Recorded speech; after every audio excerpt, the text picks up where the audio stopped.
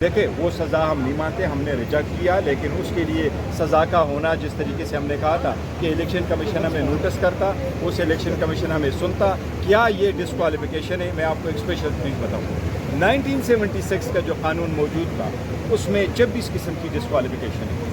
اس کے بعد 2017 میں الیکشن ایکٹ آ گیا، اور 2017 میں الیکشن ایکٹ جب بنا تو ڈپٹی پرائم منسٹر موجودہ اسحاق ڈار صاحب اس کو ہیڈ کرتے تھے، اور یہ ان کا کہنا تھا کہ وہ ساری ڈسکوالیفیکیشن ہیں جو الیکشن لا میں اس وقت موجود تھی ان کو ختم کیا جائے، اور صرف آئین والے آرٹیکل 62 63 کی کوالیفیکیشن اور ڈسکوالیفیکیشن کو رکھا جائے۔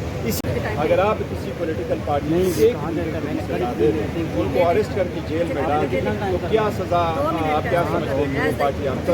چلے؟ لیکن ہم سیریسلی اس کو کنسیڈر کر رہے ہیں، خان صاحب سے اس پہ مشورہ کریں گے، پولیٹیکل کمیٹی اور کور کمیٹی ہماری ایپیکس کمیٹی، ہم انشاءاللہ تعالیٰ کنسیڈر کریں گے کہ آگے کا لاہ عمل میں کیا رکھنا ہے۔ اس میں بائیں اندار سارے لوگ نکلیں گے، ریلیز ہوگی انشاءاللہ، پرامن رہیں گے، خان صاحب کے لیے آواز اٹھائیں گے، رہائی کے لیے آواز اٹھائیں گے، آزاد عدلیہ کے لیے اٹھائیں گے۔ جہاں تک 9 مئی کا تعلق ہے، میں آپ کو یہ بتاؤں، پاکستان تحریک انصاف، اس کی لیڈرشپ اور خان صاحب نے دو ٹوک الفاظ میں ہم نے کنڈیم کر دیا تھا 9 مئی ایک بڑا ایسا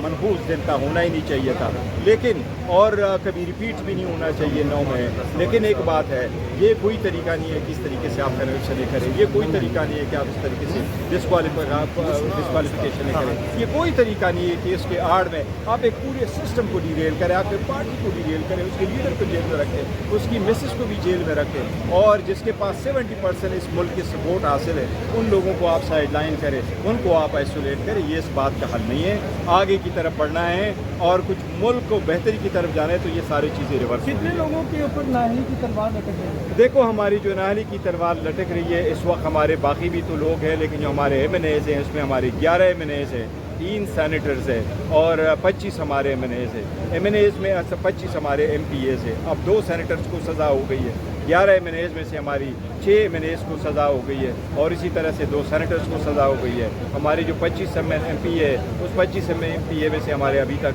4 ایم پی اے کو سزا ہو گئی۔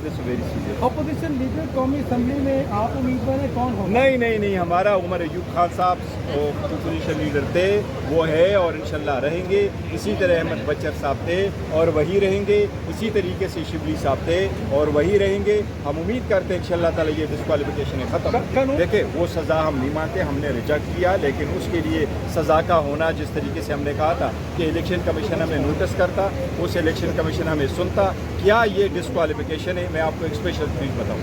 1976 کا جو قانون موجود تھا اس میں 26 قسم کی ڈسکوالیفیکیشن ہے۔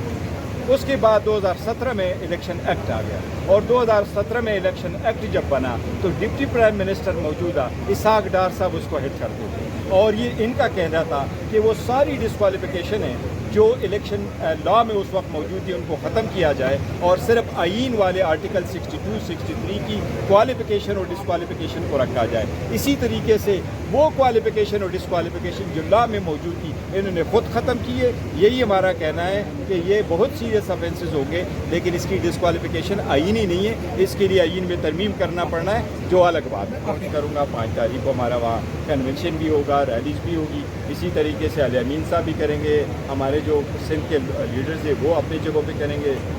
بلوچستان کے لیڈرز اپنی جگہوں پہ کریں گے، پنجاب کے اپنے جگہوں پہ کریں گے، این آئی پی ایس کے چکزئی صاحب خود جہاں پسند کریں گے وہ وہاں کریں گے۔